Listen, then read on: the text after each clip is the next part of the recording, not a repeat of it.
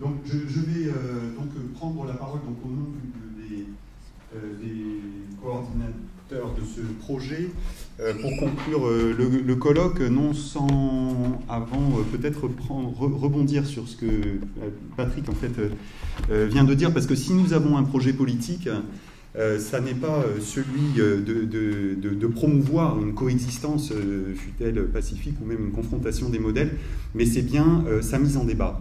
Et sans doute aujourd'hui, dans ce que je peux, si moi je me suis lancé dans cette aventure, c'est parce que j'ai été très régulièrement interpellé par des responsables politiques, par des acteurs de la vie professionnelle au plus haut niveau, pour dire qu'en fait, il y avait une perte de repères aussi par rapport à ce que sont des modèles de développement qui pendant longtemps ont été des points de repère très très clairs.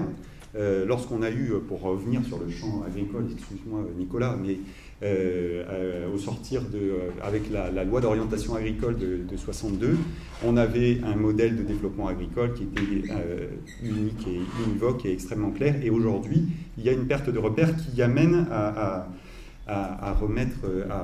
justifier toute la pertinence qu'il y a à s'interroger sur ces situations de coexistence et de confrontation. La seconde chose, c'est que peut-être quelque chose qu'effectivement, je le reconnais, a manqué dans cette journée, c'est de bien montrer que selon les niveaux par lesquels on interroge ces situations de coexistence et de confrontation, il en ressort une lecture positive ou négative. Et lorsque Sylvie interroge l'adaptation dans l'hybridation de l'étude de cas donc de Virginie et Marie, elle le fait avec une perspective finalement assez positive, alors que lorsqu'on le pose en termes de conventionnalisation de l'innovation, on voit bien que là, on peut l'interroger de façon négative. Et c'est en ce sens aussi que nous proposons d'avoir un regard qui ne soit pas trop tranché trop rapidement, soit dans une perspective positive, soit dans une perspective négative.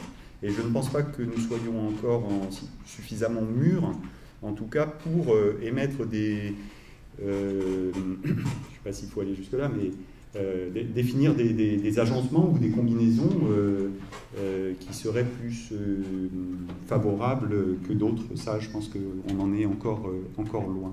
Mais bon, voilà, ça fait partie des grandes engueulades qu'on va devoir avoir dans les prochaines étapes. Et donc, ce sera un propos très simple, un propos simplement de conclusion pour, d'une part, vous remercier, et d'autre part, vous expliquer quelles sont nos perspectives. Et donc, nous remercions très chaleureusement et vivement les conférenciers invités qui, d'une certaine façon, dans les grandes lignes, nous confirment la pertinence et confortent notre intérêt de travailler sur la coexistence et la confrontation des modèles agricoles et alimentaires. Et nous retiendrons aussi leurs interpellations sur les limites de nos travaux, par exemple dans notre approche par des études de cas qui sont mal repérées par rapport à une diversité plus globale. Nous avons aussi bénéficié de nombreuses suggestions d'approfondissement, de précision, notamment sur les repérages théoriques qui seront autant de jalons pour organiser la suite des travaux. Alors, moi je retiens aussi un point très fort qui a peut-être été assez peu encore discuté dans la journée, mais on a démarré la journée comme ça. Je retiens cette interpellation de penser nos liens aux acteurs et à l'action, et pas seulement dans la façon dont nous les considérons comme objets de recherche au travers de leurs pratiques, discours, apprentissage et stratégie. Et nous devrons désormais travailler pas seulement sur, mais avec les acteurs et penser cette coexistence et confrontation dans son lien à l'action.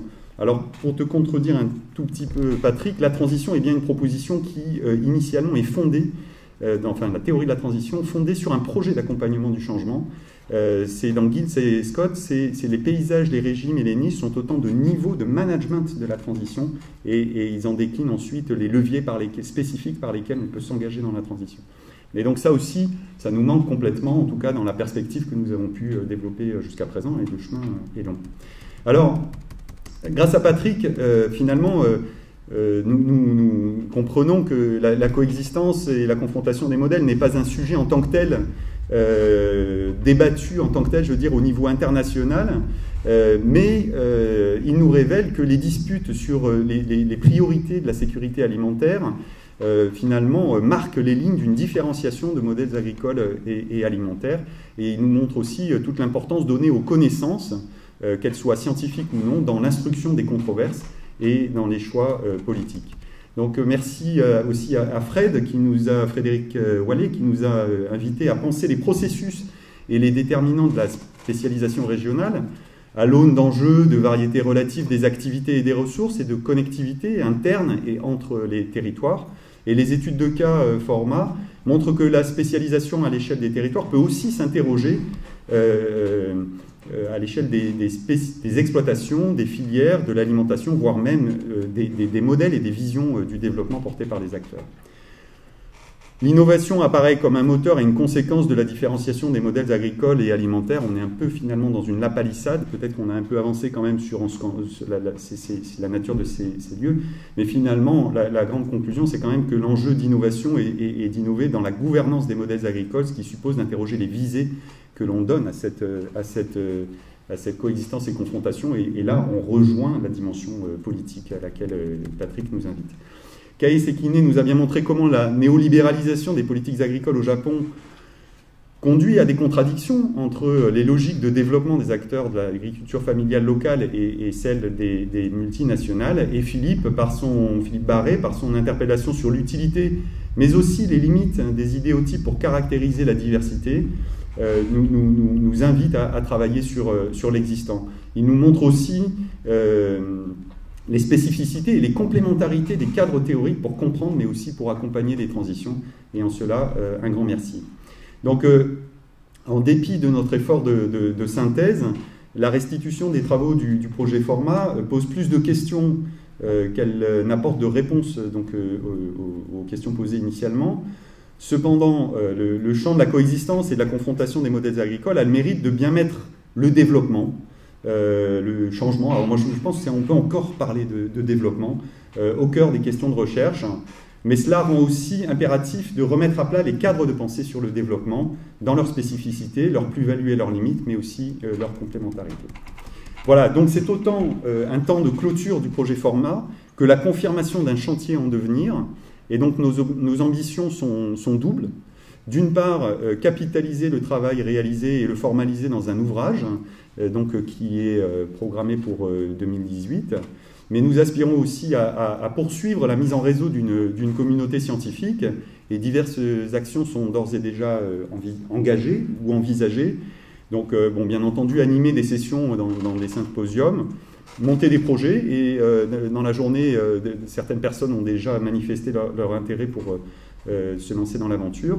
Et puis, signaler également que le département SAD a fait de cette thématique un des 4 axes prioritaires de sa politique scientifique, enfin de son projet scientifique pour les 4 années à venir, qui se décline en fait dans ce que nous appelons une priorité scientifique, qui est donc un axe stratégique de la politique scientifique, avec une animation scientifique permanente, en tant que front de science, avec un positionnement à l'international et bien entendu des livrables envisagés et welcome.